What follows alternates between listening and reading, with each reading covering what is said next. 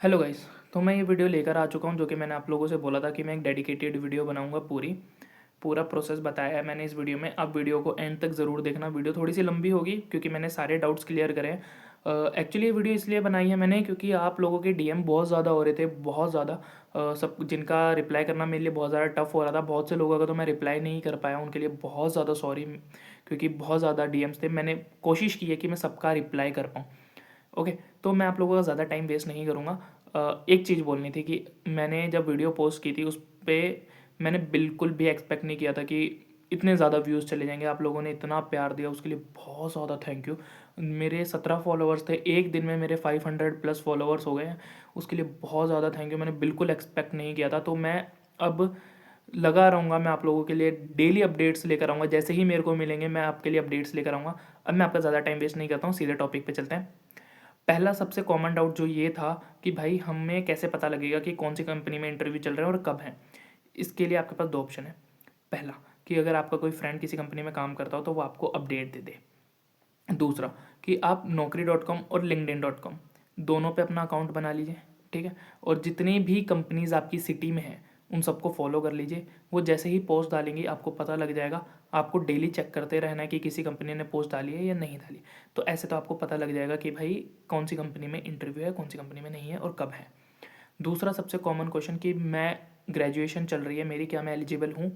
तो इसका जवाब है नहीं। जो एमएनसीज होती हैं वो आफ्टर ग्रेजुएशन ही हायर करती हैं। ओके।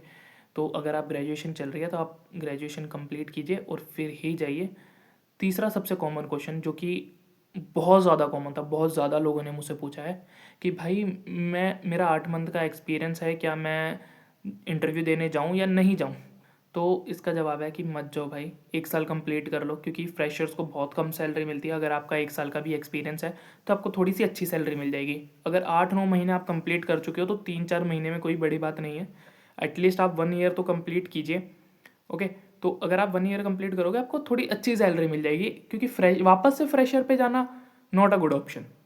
तो मेरी तो यही राय रहेगी कि आप जो है 1 साल कंप्लीट कीजिए, चाहे आप किसी भी कंपनी में हो।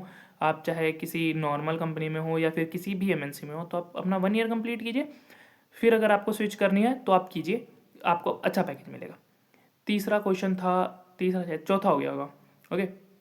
चौथा डाउट ये था कि क्या नाम से आईटी वालों के लिए भी है क्या? तो भाई मैं अकाउंटिंग फील्ड से हूँ, मेरे को जो भी मिलती है वो अकाउंटिंग की मिलती है। बट मैं ट्राई कर रहा हूँ कहीं ना कहीं अपने सोर्सेज से, अपने दोस्तों से पूछ के कि अगर आईटी वालों की भी मिलती है तो वो मैं ज़रूर अपडेट करूँगा। आप मेरे को फॉलो करके रखिए, मैं गारंटीड आप लोगों को वो चीज़ शेयर करूँगा। ओके। अब आ जाते हैं अपन सीधा प्रोसेस से कि इंटरव्यू से लेकर ज्वाइनिंग तक का क्या प्रोसेस रहता है। पहला, जब आप इंटरव्यू देने जाते हो तो आप लोगों को अपना रिज्यूमे और आधार कार्ड लेके जाना है। एमएनसीज में सारी एमएनसीज आधार कार्ड ज़रूर लेती हैं। ठीक है। तो आप लोग जाइए। सबसे पहला एचआर राउंड होता है। एचआर आप लोगों से बेसिक क्वेश्चन पूछता है, आपका सेल्फ इंट्रोडक्शन। आप अपना इंट्रोडक्शन अच्छे से प्रिपेयर कीजिए। वही आपके लिए एक बहुत ज़्यादा अच्छा ऑप्शंस होता है कि आप एचआर को इम्प्रेस कर पाएँ। क्योंकि एचआर इम्प्रेस होता है तो वो शायद कई कई बार क्या होता है, लोगों को वो फर्स्ट राउंड से ही निकाल देते हैं, मैनेजर राउंड तक जाते ही नहीं है। सेकंड राउंड होता है असेसमेंट का।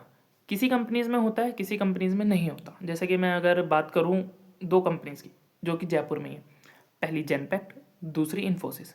जेनपैक्ट में असेसमेंट नहीं होता, इन्फोसिस में असेसमेंट होता है। इन असेसमेंट में कौन से क्वेश्चन आएंगे?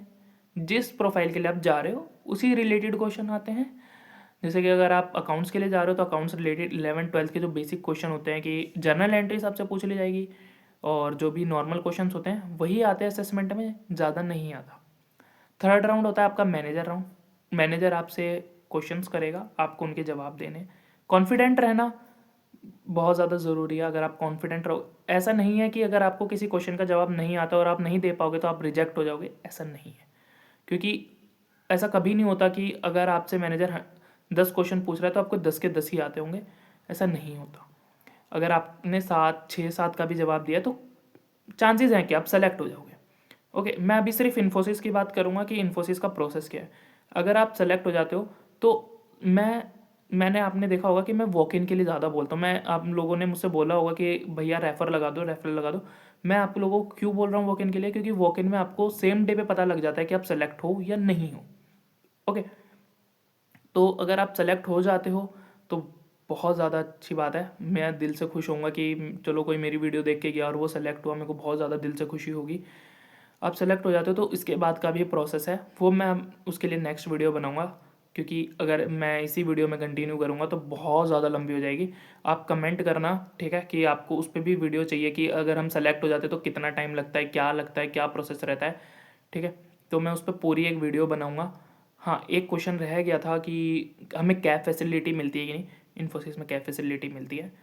एक क्वेश्चन ये था कि नाइट शिफ्ट मिलेगी या डे शिफ्ट मिलेगी, तो इन्फोसिस में 80% प्रोसेस ऐसे हैं जिनमें नाइट शिफ्ट है। तो प्रोबेबली अगर आप इंटरव्यू देने जा रहे हो तो आप माइंड में यही रख के चलो कि नाइट शिफ्ट ही मिलेगी। अगर डे शिफ्ट मिलती है तो बहुत ज़्यादा बढ़िया है, बट जो है आप माइंड में यही लेके चलो कि आपको नाइट शिफ्ट ही मिलेगी और उसी के हिसाब से प्रिपेयर होके माइंडसेट बना के जाइए। अब रही बात उसकी, तो जो भी आपके डाउट्स होंगे वो मैं नेक्स्ट वीडियो में क्लियर करूँगा कि ज्वाइनिंग सेलेक्ट होने के बाद ज्वाइनिंग प्रोसेस तक का जो भी होता है वो मैं आपको नेक्स्ट वीडियो में बताऊँगा। एक बोनस पॉइंट देके जा रहा हूँ, जिसने भी लास्ट तक वीडियो देखी है उसके लिए मैंने स्टार्टिंग में इसीलिए नहीं बताया क्योंकि लोग एंड तक वीडियो देखते ही नहीं है। बोनस पॉइंट ये है कि आप लोगों का, मैं इस वीडियो के कमेंट पे 3 कमेंट ऐसे पिक करूँगा जो कि एक्सपीरियंस वाले होंगे। फ्रेशर्स ऐसी कोई दुश्मनी नहीं है एग्जैक्टली, बट फ्रेशर्स का क्या रहता है कि वॉक इन में ही सेलेक्ट होने के ज़्यादा चांसेस रहते हैं एक्सपीरियंस वालों के मुकाबले। तो मैं 3 लोगों को सेलेक्ट करूँगा जिनको मैं खुद रेफ़र करूँगा अपनी आईडी से इन्फोसिस के अंदर।